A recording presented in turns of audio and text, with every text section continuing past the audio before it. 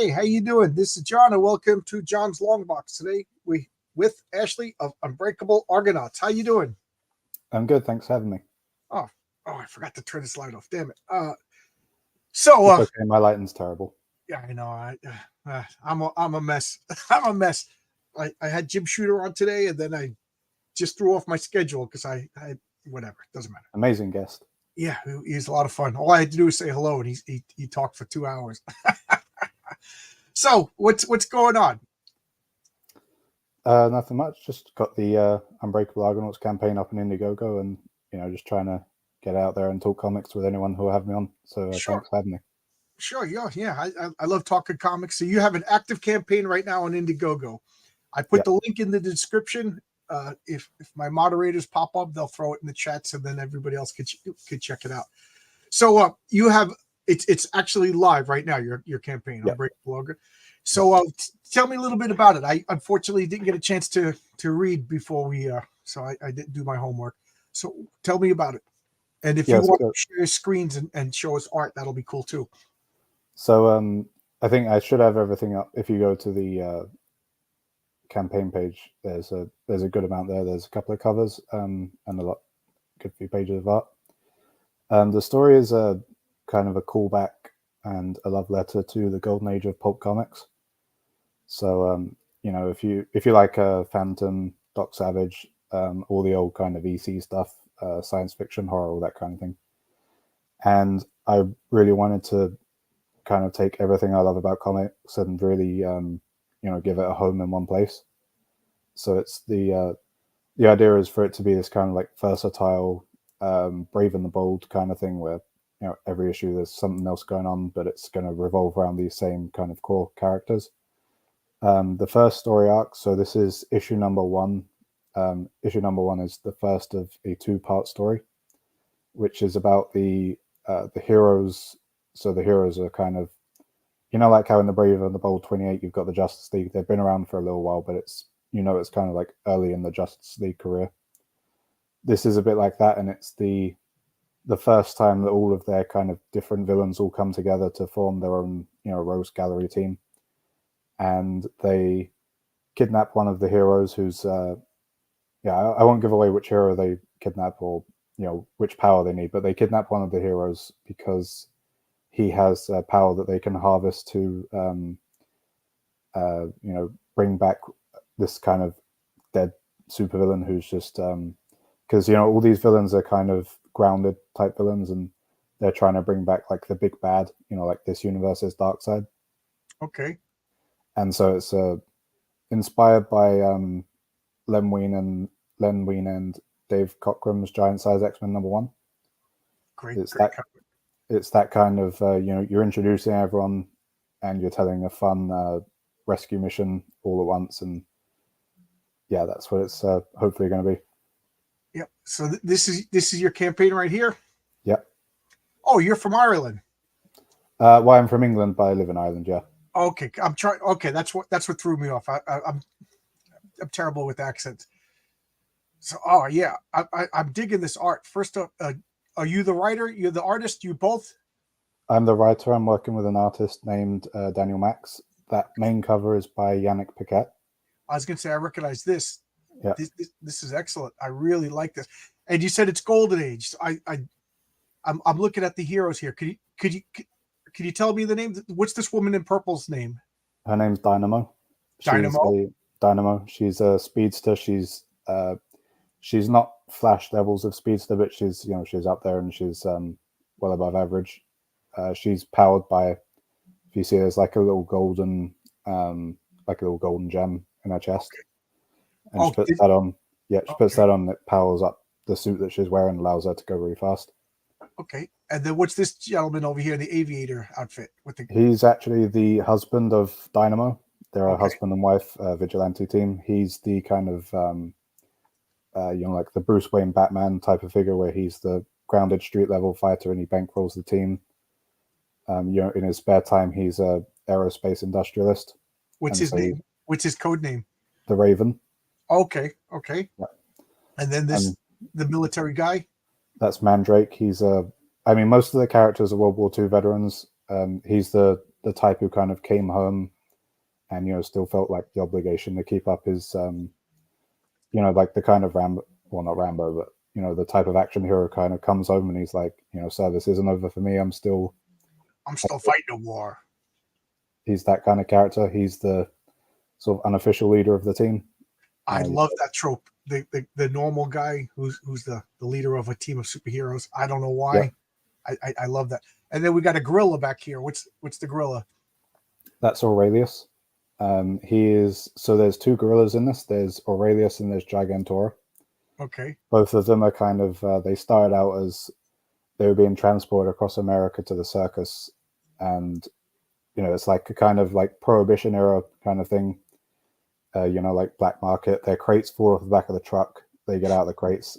They kind of lumber through the swamp and they come to this contaminated swamp water and they drink from it. And then as they drink from it and they keep drinking from it, they become more and more intelligent. And the bad guy Gigant. So basically, what happens is they both kind of stay together for a while, and then the different experiences with humanity leaves one of them to become a hero, one of them to become a villain. Okay. And yeah. And this golden guy over here. That's Crimson Eagle. He's he's the jetpack hero of the team. He's was a test pilot and a kind of or what would you call it? You know, like a kind of covert ops, you know, trying out something new during the Second World War. And he had this great kind of prototype jetpack suit.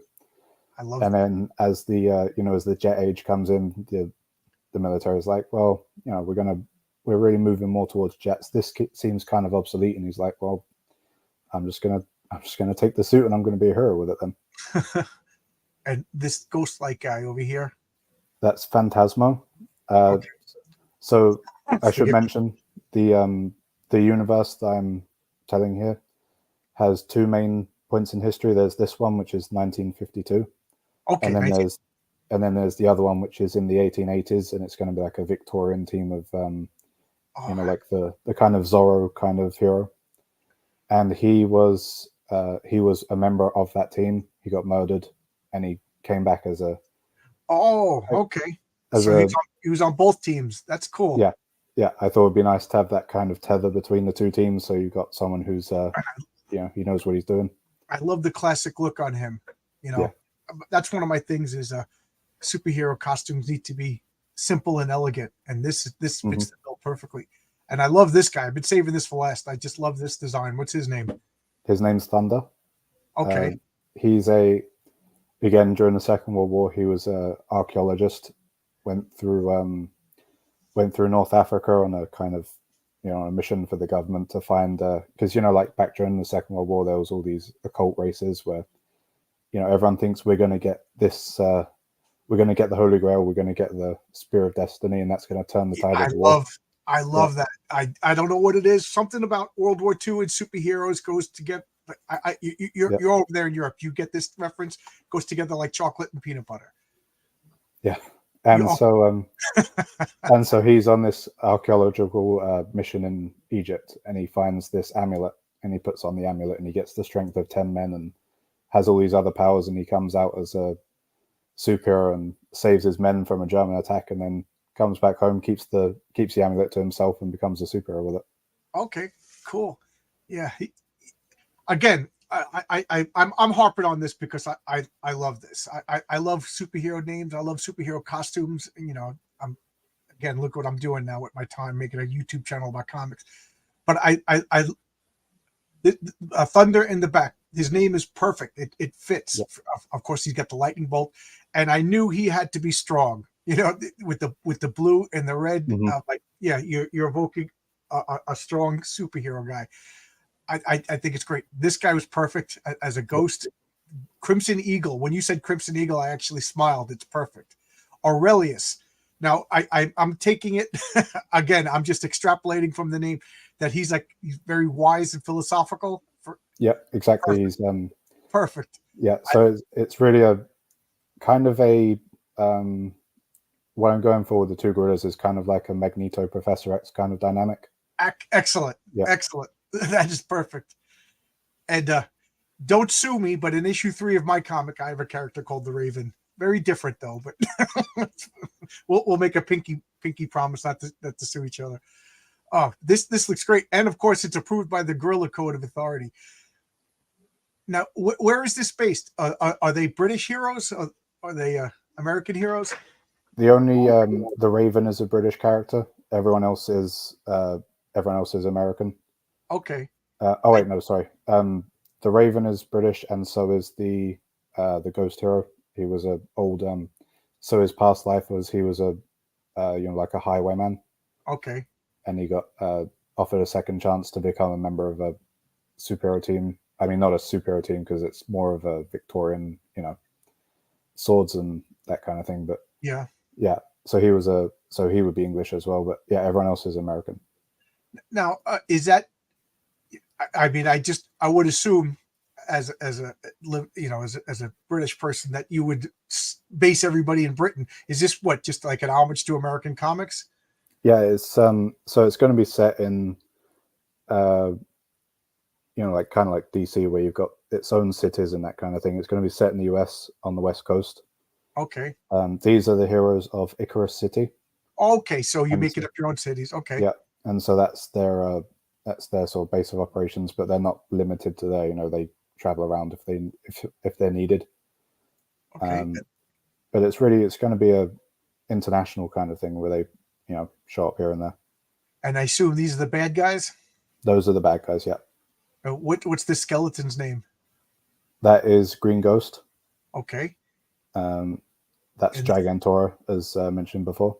And this is Major Morozov. He's a Soviet, special ops agent, but he's so, so kind of out there and extreme that he's not allowed to operate in the Soviet Union. So they send him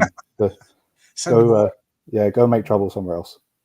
And this and that's Dr. Venus. He's a Venusian scientist who crashed on Earth and became a villain for his own ends. Oh, look at this. Is this the interior artwork? That's the interior artwork, yeah. Oh, look at it. I love this. Look at this. This is great. And what's the name of your artist again? Daniel Max. I like this. Yeah. Absolutely fantastic. Yeah, it is. And the colorist is Russell Vincent Yu. He does absolutely fantastic work on the colors. Now, I take it you're a fan of Silver Age DC with all the gorilla references. I love gorillas, man. I couldn't do a comic and not put a gorilla in it. It's funny because when I was a kid, man, I don't know what it is. I think it's just my personality type. I'm a contrarian. Everybody loved gorillas, so I hated gorillas. When I was a kid, it was Planet of the Apes, and I was like, I'm not gonna. As much as I really did like it, I was like, I'm not gonna like it. But as an adult, I embrace the ape. I think it's great. To the point. There's the old Julius Schwartz, I think it was, said that. Yeah, I was just about to say that. Yeah, there's a few things that sell comics. There's the Color Purple gorillas, women crying, and I think there's something else. Always slips my mind what the other thing is. But look at this. And again, I love that trope of I take it the Raven, he like you said, he's a Batman type, so he doesn't really have powers.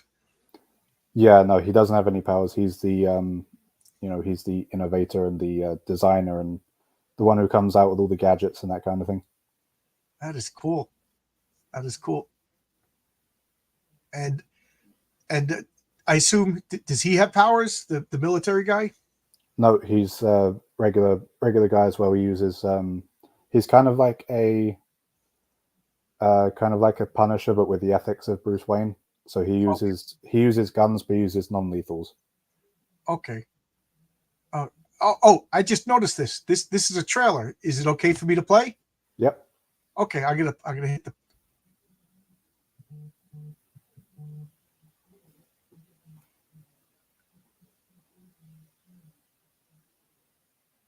Is the sound off or? Oh no, it's coming on. Okay. There we go.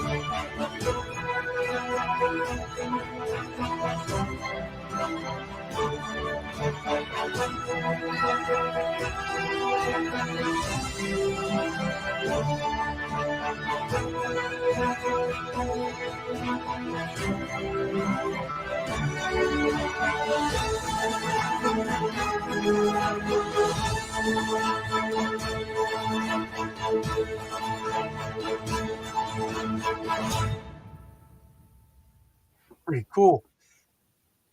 May I ask, where did you get the music for that? I found some public domain superhero music on YouTube and went with that. Oh, okay.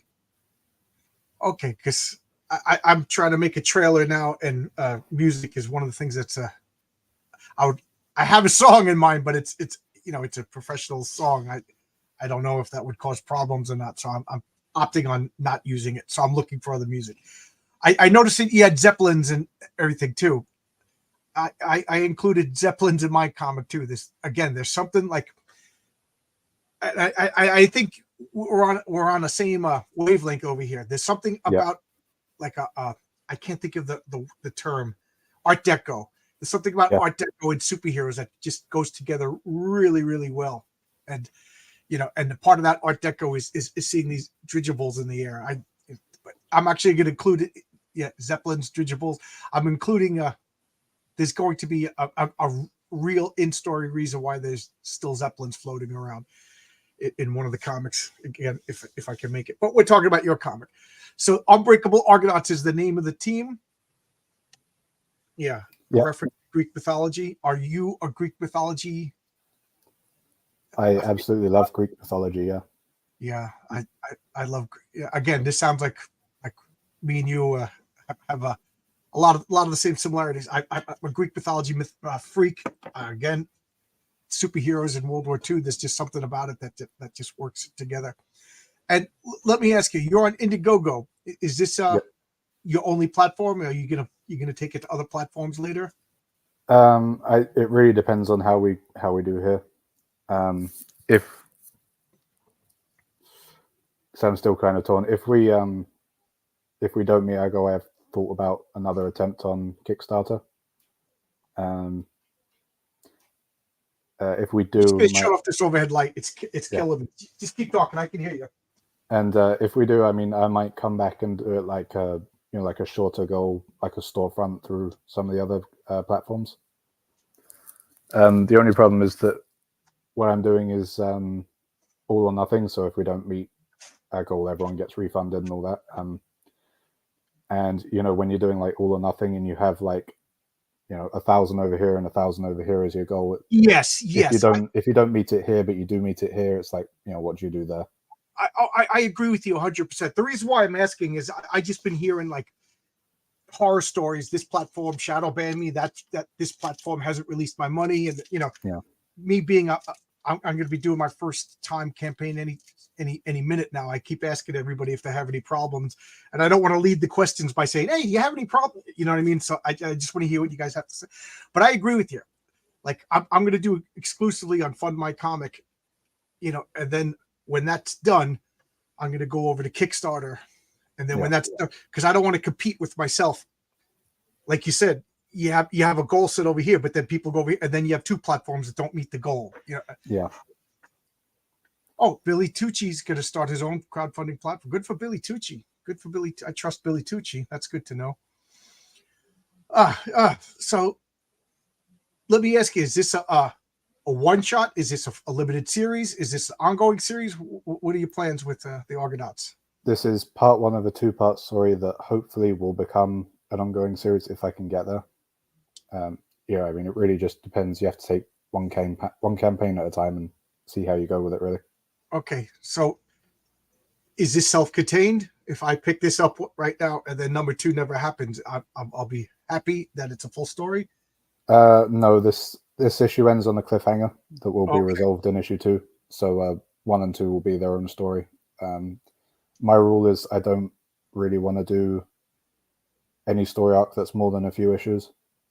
Yeah. And then preferably, if we get to issues 1 and 2, issue 3 will probably be self-contained, and then maybe 4 and 5 will be their own story.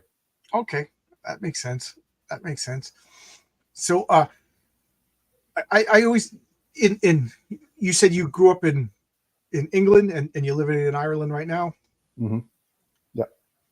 Yeah. What is the comic book market? Do they still have like newsstands, or is it only direct market like we have here in the States? You can. I mean, I've seen hardcovers in I guess what you guys would call convenience stores. We have like a little convenience store up the road that has Deadpool and Spider-Man hardcovers. Sometimes you'll find Judge Dredd, like 2000 AD, Judge Dredd magazine. You'll find that in some of the, some bookstores and some convenience stores. Other than that, it's pretty much all comic book stores, and maybe you can find some trade paperbacks through a regular bookstore, but most of that's more manga. Oh, okay. Yeah, I guess manga is popular over there too, huh? Yeah, well, we have a bookstore called Eason's, and at the back they have like their own little kind of comic section, and it's last time I was in there, it was 4 shelves, and it's manga, Civil War, and that's pretty much it. Yeah, England, then Ireland. That explains it. Yeah, I was confused. I was trying to place the accent, and I was afraid to say something. I didn't want to look foolish. Instead, I'll look foolish later. Yeah, I was just saying the other day. My wife and I on Monday she took the day off, and we just went and we checked out a couple of comic stores. 4 stores that said they sold comics. Only one of them had traditional Marvel and DC American comics. All of them had manga. One of them had, and out of the entire store, the American shelf was like a small shelf, maybe 5 racks of just current stuff. Yeah. I was like, and the store was huge. It was filled with vinyl, Funko Pops, toys, and then manga everywhere, and then candy. Yeah, there's a chain store here called I don't know if you've heard of Sub City. Sub City? Yeah, it's a comics and pop culture kind of shop, and they used to have an outlet that was about the size of a bedroom, and then it was I would say 30-40% American comics, and then they expanded into this like really big store, and I went by to visit, and the comics had actually shrunk, and it was Berserk. They just absolutely stocked up on Berserk and My Hero Academia and all that kind of thing. It was. Yeah, I was happy to see the store had gotten bigger, but all the new releases had shrunk a lot, and not a lot of American comics, which is a shame. But at least it's growing. Did you grow up reading American comics? I mostly grew up on the animated series. I got into comics in my teens.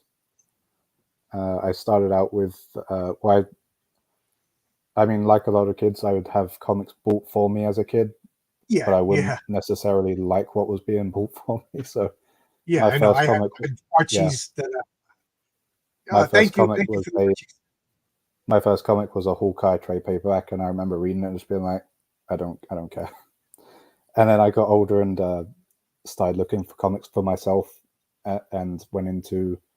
I started out with Batman, like pretty much everyone does, and then I discovered Tom Strong, which I think is one of the best comics of all time. That explains the gorillas and the Zeppelins.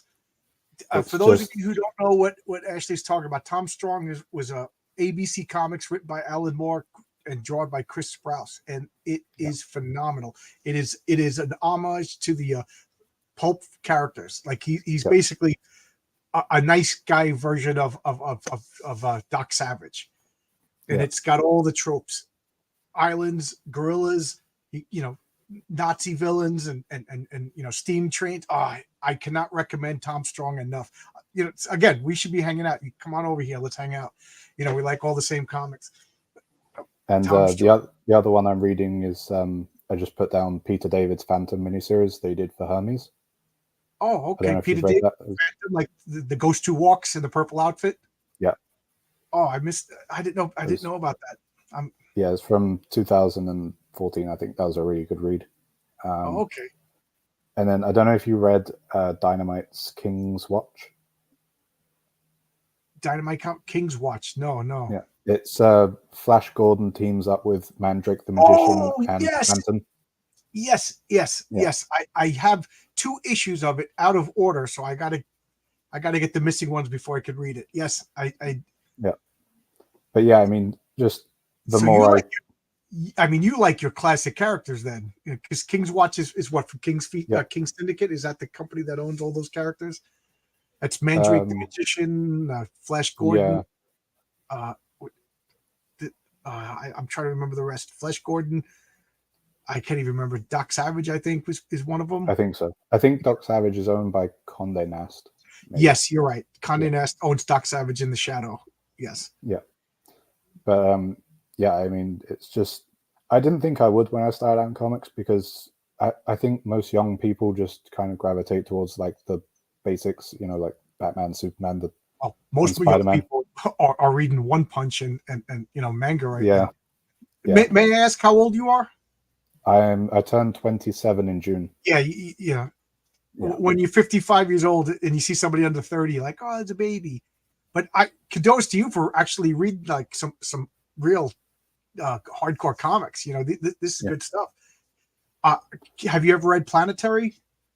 Warren Ellis? That's right up your alley. It's right up your alley. It there's analogs for Doc Savage and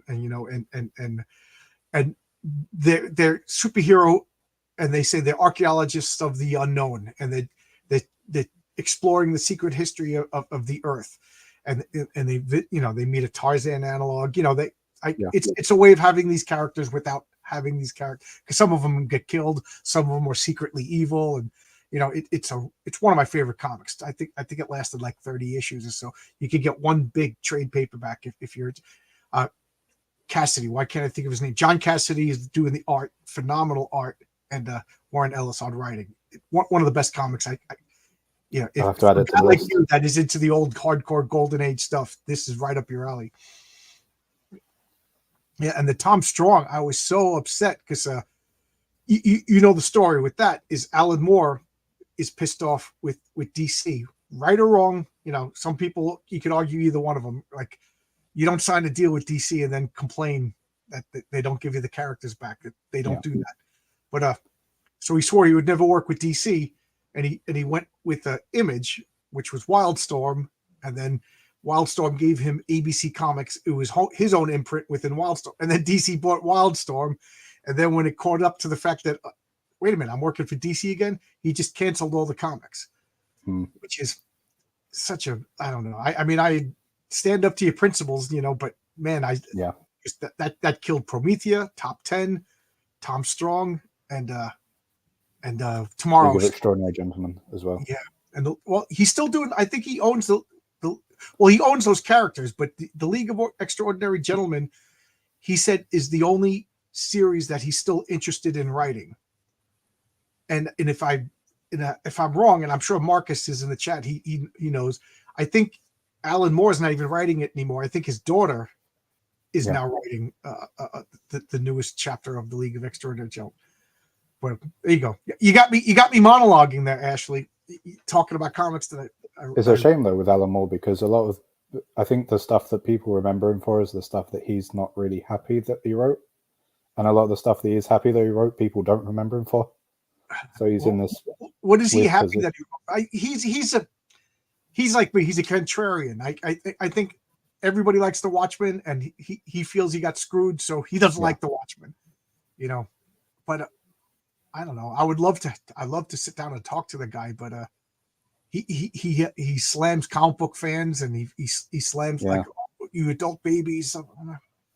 Come on, Alan, man. You know, I spent a fortune reading your comics. I love your comics. Can like, what's that meme? Could you just be normal, please? Yeah. Yeah, it's a shame we didn't get more from him. Well, it's he just did a 12-issue series called Providence. Have you read that? I have not. No, it came out a couple of years ago. It's him doing H.P. Lovecraft, and I have all 12 issues, and I forgot all about it until I just mentioned it now. I got to pull it out and put it on top of my to read pile. But I think that's his most recent work that I know about. And he has a book about magic coming out, like a hardcover textbook. That I'll definitely be buying. And I know right now it's fashionable to bash on Alan Moore for whatever reason, but you know, you dance with the one that brought you. And his Swamp Thing comics. Have you read his Swamp Thing? I haven't read the whole run. Oh. I will say I'm in, I think, the minority opinion here, which is that I prefer the first volume by Len Wein and Bernie Wrightson. Oh, okay. Because I'm not going to argue with you. Those were brilliant, but they were different. It's almost. I mean, they share the same name, but they were different comics. Yeah. Different. I love them both, and I'm also of the opinion the Martin Pascal run, the first 18 issues, Alan Moore took over Saga of Swamp Thing at issue 19. They were, unfortunately, Alan Moore took over. We would be talking about the Martin Pascal run if it was canceled at issue 18. They would be like, oh man, those 18 issues were phenomenal. Unfortunately, we had this superstar, rock star come in, and then poor Martin kind of got forgotten. To the point where I sought out some Martin Pascal comics, and I'm reading he's doing E-Man for First Comics. Man, I hate it. It's I don't know if you know E-Man. Did E-Man ever make it over to England? He's kind of I've heard of E-Man. I haven't read it. Yeah, Charlton Comics had E-Man, started in the early 70s, and it was always kind of like campy, you know. Yeah. And then Charlton went out of business, and it started up at First, and Nicola Cudi stopped writing it, and Martin Pascal started writing it. But where Nicola Cudi made it campy, Martin Pascal made it a flat-out parody. And I don't know how you feel, but I'm not a fan of parody comics. You know, camp is fine. But camp is hard to do. But parody comics, it's just like they did a 3-issue story arc redoing the Dark Phoenix saga, you know, from the X-Men. And it's like, instead of Phoenix, she's Albatross. Instead of Cyclops, it was something stupid. Instead of Colossus, it was Concrete Ossus. It's just terrible. But whatever, I'm a completionist. So I got to read it, and I got to finish buying them. But enough of me babbling. So, why did you pick the name Argonauts? I mean, one of my favorite movies as a kid was Jason the Argonauts. I think it sounds cool. It was actually the way I kind of led to it was I was reading Micronauts, and I just found myself sitting there thinking, Micronauts sounds so cool. I wish I had something like that. And then I thought, you know, Argonauts is something that I love. It's something that people know. It would be a really nice callback to the movie and to the mythology to honor them. And my thinking is, you know, in this universe, there's kind of always, every generation has its heroes. And I thought it would be a nice recurring tradition in this world that all the heroes name if they have a ship, they name it the Argo. And so all the generations of heroes are technically Argonauts. Okay. And so that's also true of the Victorian team. They don't call themselves Argonauts, but they have the HMS Argo that they sail around to, you know, hunt monsters and that kind of thing. You said a couple of things, man, that again, we're going to be best friends. That Jason the Argonauts movie is awesome, and I watch that every couple of years over and over again. And I tell you, I as a kid, it was scary, but like a fun scary. You know, there's a difference between like a fun scary where you're scared, but you still want to watch it. Like, I guess in England as a kid, that would be like early Doctor Who. You know, you're scared, but you still want to watch it. But Jason the Argonauts, the skeletons jumped up and started fighting. I mean, there's like The Exorcist scary for me as a kid. That was just too scary. I couldn't watch it. For me, And it then- was always you know, when they go see Talos and they're in the tomb and you just hear him moving and you're like, and then they look up at him and he turns around and he's like, yeah, that used to terrify me as a kid. yeah. I love that movie, and that poor actor. He wasn't who played Jason.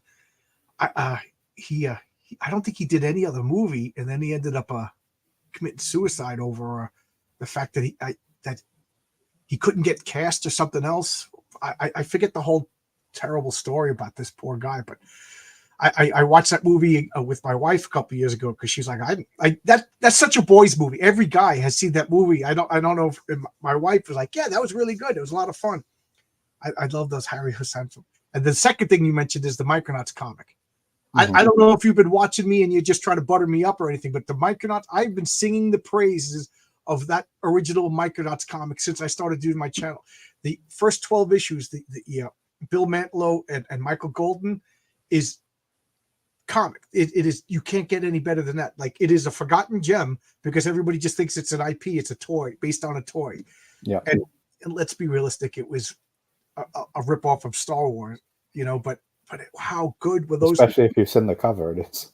Oh yeah, it was definitely a ripoff of Star Wars, but man, it was so good. Michael Golden just up there with some of the best artwork. I mean, I will put the first 12 issues of the Micronauts up there with the Byrne Claremont X-Men and the Marv Wolfman, George Perez Teen Titans, the Bill Mantlo, Michael Golden X-Men, and they hold up well. I recently reread the entire series.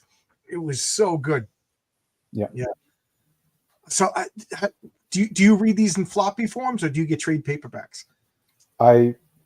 When I started out in comics, I was very very committed to only keeping the floppies, but now that it's just not feasible anymore. So anytime I'm in the store, I kind of go straight to the omnibuses, really.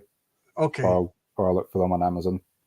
Yes, Marcus just brought up a good point. It hasn't been reprinted because the trademark. I think just recently they put out a Rom the Space Knight and a Micronauts trade paperback. Correct me if I'm wrong, Marcus, but maybe that must be why people haven't really been talking about it. They haven't been collected until just very recently. Did you read that series at all, Rom? Rom, no. I think that was also Bill Mantlo, but obviously based on a silly toy. I hated the toy, and what a great comic! Another comic that holds up till this day. So there you go. I don't know. You're hitting all my buttons. From what I've seen of Rom, it seems to be one of those comics where people either like they love it or they make fun of it. Yeah. So well, you make fun of it until you read it, and then But I could see. I as a kid when I first got into comics, I'll say it was Marvel is now putting out the omnibus. Okay, I'll have to pick that one up. When I was a kid, I liked my comics. But I would see Jack Kirby. Yeah. And to me, Jack Kirby was old fashioned, and I didn't like him. This is me when I first started getting comics. Like, I would get the John Buscema, but I didn't really know the people's names. I just recognized the art. So I'm looking at John Buscema, and I'm looking at John Romita Sr. and Michael Golden and Jim Starlin, and then every once in a while, either people would give it to me or I pick it up in garage sales, old Jack Kirby stuff, and I was always like, this is just old art. This is old fashioned art, and I didn't like it. And it wasn't until I started working in the comic store, and they would basically yell at me, "What's wrong with you? Jack Kirby's a man," And then as you get older, you start to appreciate that. Now I'm a Jack Kirby fanatic, but I could see like somebody looking at something like Rom and being like, "This is just Oldie Olsen style comics. This can't be good." But it's based what got on me into Jack Kirby of all things was Commandy. I remember picking that up and just because it was one of those books where I heard about it a lot and I had like a general understanding of what it was. And I was, you hear it and you're like, well, that just sounds like Planet of the Apes. And then I would pick up some of the floppies from comic book stores and have a read. But a lot of those Bronze Age books, you can find like nice floppies, but they're all yellowed. And then I went out and got the omnibus, and I was like, this is fantastic. Yeah. And my only, well, I'm a old school guy. I only get trade paperbacks and collect if it's just like something that's just too expensive, but I consider it important. Like I use this. I'm going to be talking about Hulk #1. I can't afford Hulk #1. It's just happen. But those trade paperbacks, they recolor them, or I don't know enough about the printing process, but they either recolor them or it's the different paper, but it makes the colors look like too vibrant. Yeah, and I know what it you mean. looks a little off to me. So I like this, even this paper, the Hulk #1, it doesn't look the way I remember it, which is kind of funny because I don't think I've ever had a copy of Hulk #1. If so maybe it's just memory playing tricks on me. So let me ask it. You're a young kid over there across, as you guys say, across the pond. Are comics popular? Like, do you have a group of comic friends? Are you the weirdo? Or you the outlaw? I don't really know. I know there's like a couple of people local who like comics, but it's not. I mean, I guess it's the same in America. It's not. You're not tripping over comic book fans. Yeah. It's if it's young people, it's mostly manga. It's Chainsaw Man and My Hero Academia. I just because I live in a very small town. There's about I think 1,200 people in this town. So I don't have like a local comic shop. I have to, if I want to get comics, I have to go online or I have to go down to the nearest city or something.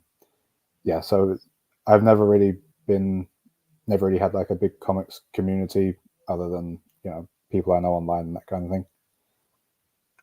Oh, okay.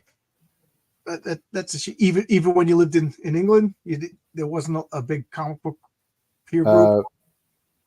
I mean, I had a few friends in school. I had a couple of friends who were artists, and they absolutely love comics. That was at a time when like they were a lot more enthusiastic about comics than I was at that time. It's a passion that's kind of grown as I've gotten older. So I definitely missed out as a kid with that. Yeah, I remember when I was a kid. Again, I got 20 years on here, so everybody liked comics, but not everybody collected comics. It was like, oh yeah, you go to somebody's house, they would have an odd Spider-Man here or there, but there was a group, maybe like 4 or 5 of us that were like into comics, and and for the longest time it was just it didn't matter. Everybody's like, oh cool, these guys are really into comics, these guys are really into sports or whatever. And then I remember around junior high school, it kind of got like, these guys are still into comics, like it got to be something that we had to kind of keep quiet about, to the point where I was like, peer pressure is a hell of a thing. You don't want to be made fun of. We've all seen that those kids that got teased and everything. So I kept it. I was like deathly afraid of all my friends finding out he's still reading comics. He's still reading comics. So I'd go to the store. I would hide my comics. I didn't bring them to school or anything. And then one day, friends just came over and surprised me. And I remember I was laying on my bed, and I like, oh wow, I haven't seen Daredevil forever. And I was like, oh, I'm not going to get made fun of. Was it like that in England? Is this anything that you kept a secret? Shame? No, I mean, I was a pretty big nerd as a kid. I used to have these Doctor Who trading cards that I'd bring into school and trade with my friends. Never got any grief for it. So no, the one kind of annoying thing about being my age is everyone knows the characters, but no one reads the comics. Oh my god! MCU, and so it's really easy to have a conversation about Iron Man or Captain America, but it's really hard to have a conversation about the comics. Right. You go up and you talk about keep Iron it Man. shallow. And yeah, most people, if you mention Iron Man, they're like, "Oh, Robert Downey Jr." And you're like, "No, the comics." And they're like, "They still make the comics?" It's funny that you say that, but I just had Jim Shooter on my channel this morning, and we were talking about how can you make billion-dollar movies and not get comic book sales out of it. It's almost like they're actively trying to keep people out of the comic stores. I don't know what's going on, but right now, your grandmother, everybody's grandmother, could talk about Groot, a character that is like so insignificant up to 7 or 8 years ago, You know, he probably had 3 appearances in comic books. Now everybody and their grandmother knows Groot, and like you said, nobody could talk about him. Nobody could really have a conversation about it. You know, Groot. It's Groot was a conqueror who came to Earth back in the 50s. You know, people don't know that. Forget about Bob Modoc. They think Modoc. The joke was that it wasn't that long ago that Groot and Rocket Raccoon, their first appearances were in like the quarter bin. Right. And so it was like if you were, if you heard like the 2014 movie was coming around and you bought the first appearances to like speculate on, and you probably made out pretty good from it. Yeah. What is it? Iron Man 55. It went from like $25 to like $2,000 like overnight, because that's the first appearance of Drax and Thanos. You know, things like that. You know, I think there was something similar with Black Panther as well. That first appearance was like only a couple $100, and then it went up to like $20,000, and yeah. I know. Unbelievable. You know, I keep trying to let my wife know what my collection's worth, because when I have my inevitable heart attack, I don't want her being like, just get rid of this crap. Just get it out of here. No. I'll come back like the what's the name of the character? The Ghost. I'll come back, haunt whoever takes my comic collection. You know, don't touch that with your bare hands. Do you hear something? I'm like that. Anytime I show someone a comic, I'm just like standing over their shoulder, like, be careful with that. Yeah. It's funny because this is where I read my comics. I have this easel right here. I put the comic on the easel so that I touch it as little as possible. You know, I got this microfiber cloth to like wipe the cover down. You know, but then the rest of my basement right now is a mess. Thank God the camera isn't 360. You know, but my comics, I'm like a jeweler. You know, everything but the white gloves, and yet I don't slab my comics. You know, I don't put them in the you know what I'm talking about, the CGCs. Yeah. I bought one slab. I got first appearance of Constantine as a slab, and as soon as I got it, I was like, this just isn't fun. You know? Right. That's it. It's not fun. Absolutely. Yeah. I forgot what I got into Cerebus. I was like, I can't believe I missed Cerebus as a kid. I don't know if you know the comic Cerebus, the artwork Dave Sim. I know of it. I haven't read it yet. Yeah, so I bought the first issue, and then the rest of them you could buy pretty dirt cheap, because everybody buys the trade paperbacks. Yeah. So I got them, but I was missing issue number 6. I think it was the first appearance of the Red Sonja analog character. So I went on eBay and I bought it without really, just me being stupid, and it showed up slabbed. I feel like I spent all this money and I still don't have it. You know, like I can't open it, I can't read it. Part of the thing about Cerebus is the letters page. You know, I called Dave Sim, and he declined to come on my channel, but we talked on the phone a lot, and so I feel bad saying this, but he had like a breakdown while doing Cerebus, and you could see the evolution in the letters page. It's almost like a fascinating character study of a guy worked too hard, because he was pouring all his energy into making this comic. He had a break. He was working with his girlfriend. She became his wife. They started having problems. They got divorced. He got bitter.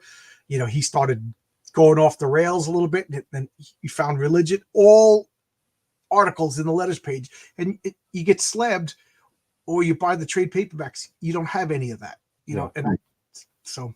It's the same thing with some of the books that have like pretty good backups, and then they reprint them, but they reprint the backups separate, and you have to go out and hunt for them. And it's funny that you said that. I on Sundays I do a show called Sunday Comics, where I take my original comics, open them up, and talk about them. I showed Strange Tales 110, the first appearance of Doctor Strange, and everybody in the comment section was like, I've never seen the other stories. You know, the Doctor Strange story has been reprinted, but the there's 3 stories in that, or 4 stories, I forget exactly, but they've never seen the other comic.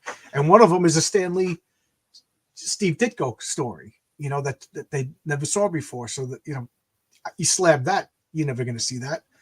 And then they get those. You familiar with the old comics? They used to have like just a 2-page text story, no ad. That stuff's not reprinted. you lose all that. I find, like you said, perfect. I've been railing against this for years, and you just encapsulated it. It's not fun.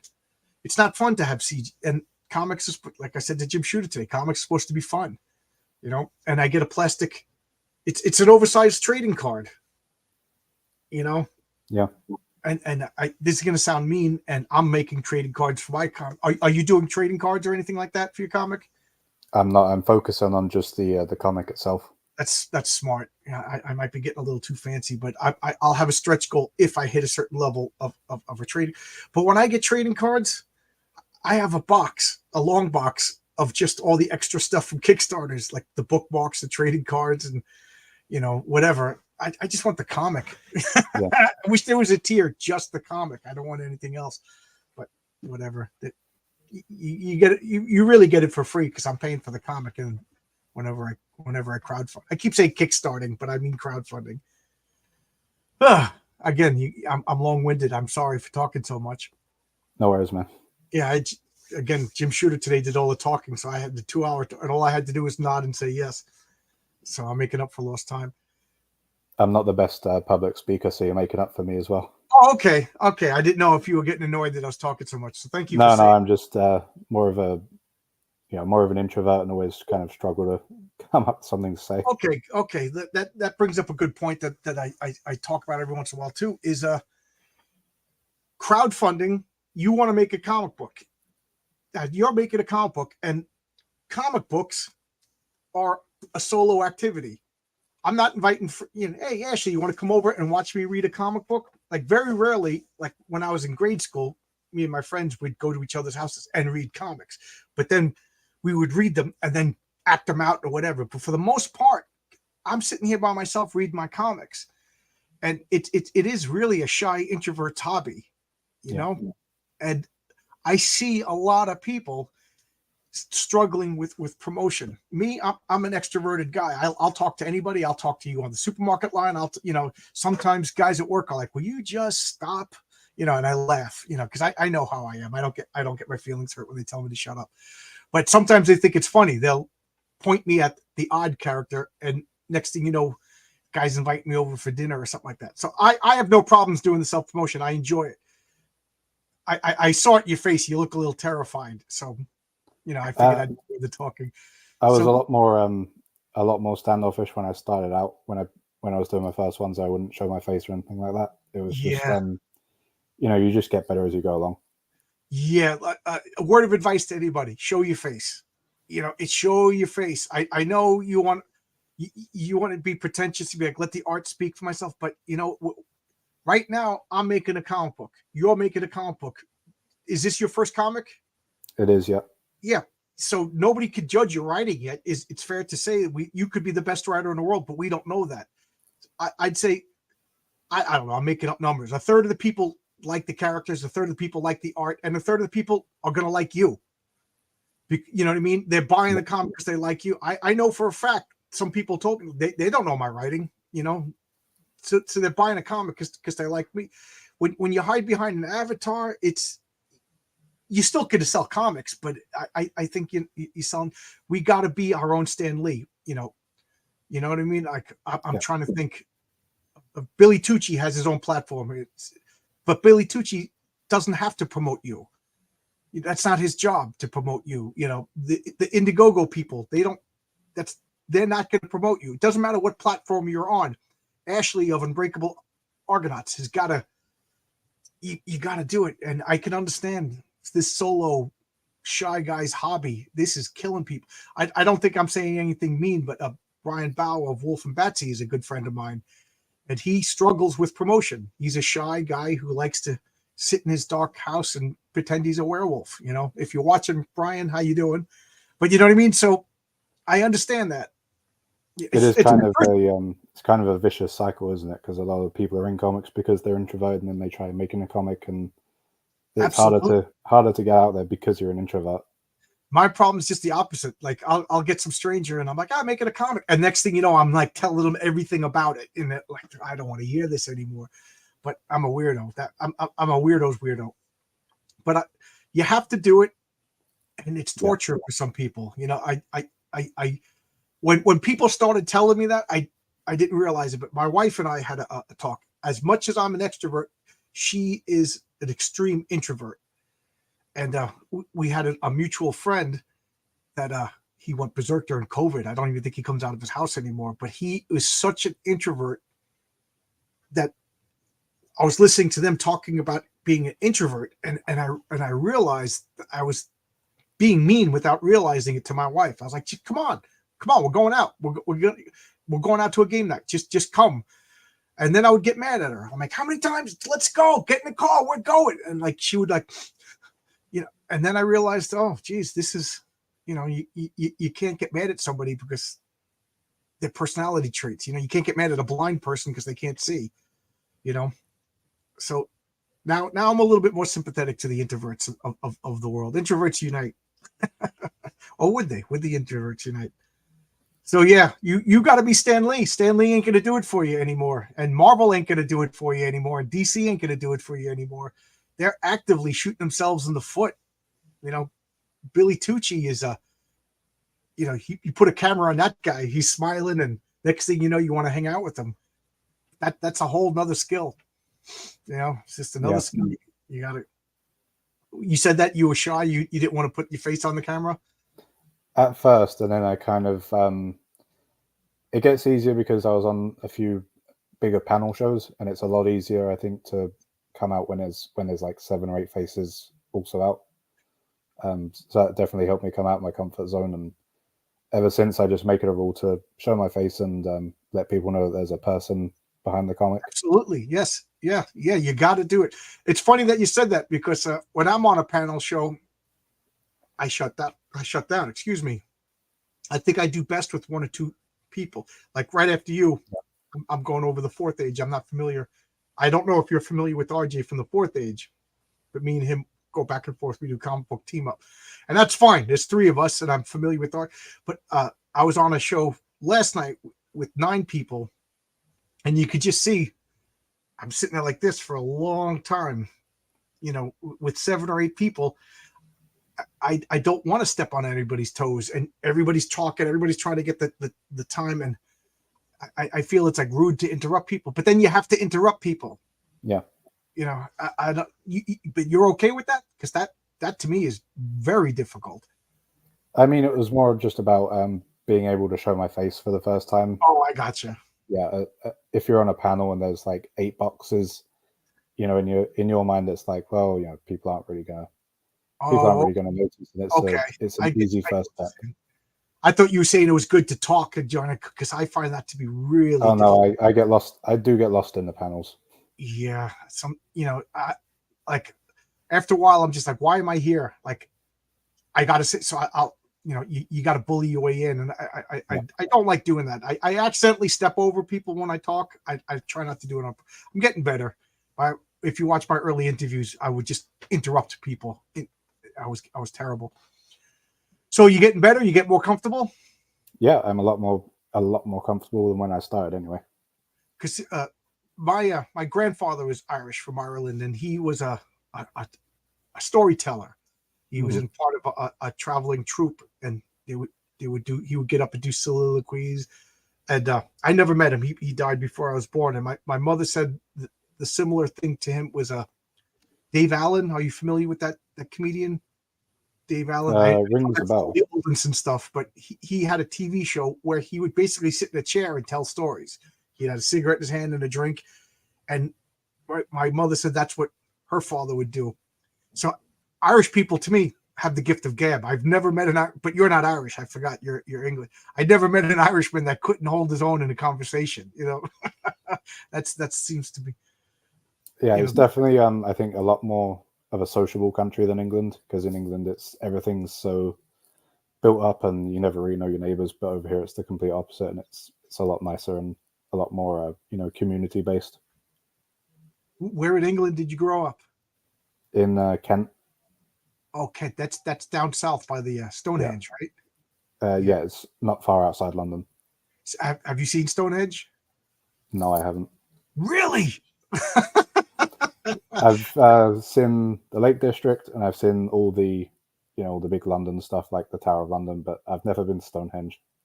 It's funny because that's one of my life goals. I got to get to. My wife wants to see the pyramids in England, and I want to get to England. I want to see Stonehenge. I have seen the pyramids. Oh, you have seen the pyramids? Good for you. Yeah. I moved out of New York in 1992, and I was planning on never coming back. I was moving out to Albuquerque in the Midwest, out in the cowboy town. And it was funny because I was like, I've never been to the Empire State Building. I've never been to the Statue of Liberty, and everybody's going to tease me when I get out there. So I was like, my last summer in New York, I did all the touristy stuff, and then I ended up coming back and working in half of these buildings. But it was funny. You live right next to it. You don't even see it. Oh, Marcus says he's half Irish. He's half Irish, only his good half. And he says there's pyramids in England. And you didn't know. Oh, I thought you meant the Egyptian pyramids. Yeah, no, he's joking. He's busting chops. Where are the pyramids in England? He's goofing on you. Yeah. So you've been to England? Oh, I guess it's true in Europe. It's easier to travel. In America, we're isolated all over here, unless you want to go to South America or Canada. Yeah, I mean, we've been to back when I was a kid. We used to go for like day trips over to France or over to the Netherlands and that kind of thing, and you can cover a lot of ground in a day or two. I think Americans get a lot of unjustifiable teasing that we don't travel a lot. It's like, dude, it costs a lot of money to cross the ocean. I mean, even just coast to coast in America is about the same size as Europe. So right. People kind of forget how big America is. I was a school teacher, and all my friends were working. I didn't meet my wife yet. So all summer, I was like, well, I'm getting paid. What else? I would just travel in my car, live in my car, drive here, drive there, and it would take 6 weeks of seeing America, seeing all the stuff. And then the next year I would go other places. That's how big America is. You said you got the first appearance of Constantine in the Swamp Thing. Did you read the Hellblazer series? I've read kind of the middling issues, the 40 to about issue 40 to 60. But I haven't read the whole run, unfortunately. Because the Jamie Delano series, I think it was like the first 20 issues. So I forget exactly what issue. He does exactly that. He travels England in car, and he says that it took him from 8 hours to go basically from London to Scotland. Yeah. I really was like amazed by that, because I'm like, I could go from 8 hours from where I am in Long Island to Albany, not Albany, to Buffalo, to the end of New York. It takes me 8 hours to traverse New York, and it's one of 50 states. And then here he is talking about going from England all the way up to Scotland in 8 hours. It really does show you. I don't know if Europeans lose track of how big the United States actually is. And DC Miller says, no reason to go to Canada. Well, my wife is Canadian. I've been to Toronto. I love Toronto. And Vancouver is absolutely beautiful. I got to get to the middle part of Canada. My wife is from Winnipeg. I haven't been there yet. But if you're interested in Canada, I recommend Toronto is a fun place. And Petra, I would love to go to Petra. Make sure you only go during the day with the tour guide. Yeah. My wife and I planned a trip to England, to Egypt, and then the whole COVID thing happened, and then we bought a house instead, and we haven't been traveling anywhere since. Come to Vancouver again. Oh, that's where you live, Vancouver. It's funny. Last time I was in Vancouver, it was my mother-in-law died, and we had to go up there and sort out all of her belongings. That's where she lived, and I told my wife, I just want to walk around, look for a comic book store. And we were standing outside my mother-in-law's apartment building, looking at a shopping center. My wife goes, there's no comic book store. I said, yeah, there's a comic book store right across the street. And she was like, and I just like marched across the street, and I found Elephant Man 19, which I've been looking for 4 years. So all over New York, I couldn't find it. On eBay, I couldn't find it. I got a copy in Vancouver and completed my Elephant Man collection. Okay. Oh, what did you say? I've been to Petra. I first saw it in the Indiana Jones movie. Yeah, absolutely. I agree with you 100%. I didn't know it was a real place. When I saw it in the Indiana Jones movie, I just thought it was a set. dumb kid. But I should be making fun of myself. I have had friends in college that thought the Ark of the Covenant really was discovered wherever it was Indiana Jones found it. Tanis, was that the name of the city? So I'm babbling. What do you want to say? We're going to close this up because I have to go on RJ's channel soon. Anything you want to say? I'll just finish up by re-promoting the comic. Yeah, sure. We'll bring up your it's, link. Guys, you can click on this link and you can pledge right now on Indiegogo. If you love classic Golden Age heroes, if you love Pulp Fiction, if you love adventure, everything's in there. It's I think reasonably priced, and we have a digital option. And yeah, I mean, I promise if you back it, you won't regret it. And thanks for having me. And again, it's all the things I love in comics too. You know, I'm gonna back it when we're done. I didn't back it yet, but I will back it. It looks good. It's got all the stuff I like, all the ingredients that I like. And then some tropes that I'm gonna put in my comic too. So again, don't sue me when issue 3 comes out and it's dedicated to my character, the Raven. I promise. You know, it's funny because I Googled all the names of my characters and I saw that Raven has been used. I said, the name Raven for a superhero has been used so many times. Nobody could bust my chops about it. I was that way with when I was naming Crimson Eagle. I went through like 10 different names, and there was all the variations were owned by Marvel and DC, and then I just settled on Crimson Eagle. That's a good one. That's a good name. Yeah. But there you go. We got the Unbreakable Argonauts by Ashley over here. You can see his face. You can see his happy, smiling human face. And yeah, I'm gonna back it. Definitely. It looks good. Hope you reach your goal. And you said you had a digital option. Yeah, there's a I don't know what it comes out to in dollars, but there's a €7 digital option. I think it's like $7.50 or something like that. Yeah. But yeah, that will be. Oh, and I should also mention we will have a 6-page backup, which will be focused on Crimson Eagle. Okay. That's going to be drawn by Rich Parada. Okay. Yeah. That's good. I have a stretch goal for that too. If I hit it, I'll have an 8-page backup by a different artist. Yeah, looks good. Looks fun. It's going to be cool to get comics from the other side coming this way for a change, because I can't get the digital. I have to get a physical copy. Yeah. I don't like reading comics on screens. Spend too much time looking at screens. I want to look at comics. But I was talked into offering digital too, because a couple of my fans were saying like, I won't be able to get it. It's like $20-$30 just to ship. You know, I don't know what has gone on in the past couple of years that shipping is gone berserk. But you know, has American prices for comics skyrocketed over there? I can only imagine. What do you mean for shipping?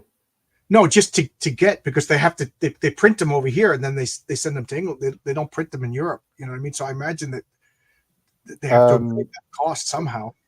Yeah, I think some of the stores have raised their prices. I've seen some of the stores will raise their prices on their back issues. So you'll go in and you'll go looking for like a $4.99 comic and it's like $6.50 or something like that. Yeah.